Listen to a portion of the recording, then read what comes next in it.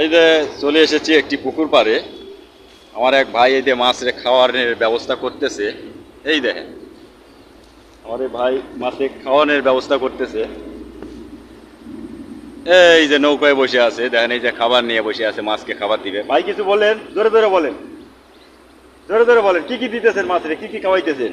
মাছের এখানে nursery powder আছে, আর সাথে কোয়েল দিব।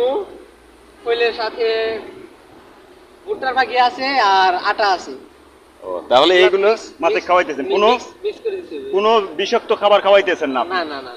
এই যে আমার ভাই একদম প্রাকৃতিক ন্যাচারাল খাবার খাওয়াইতেছে, ভুট্টা, কোল, আবার ভাত, এগুলো খিলাইতেছে। এই যে মাছ দেখেন খাওয়ার জন্য ছোট ছোট পোনা চলে এসেছে।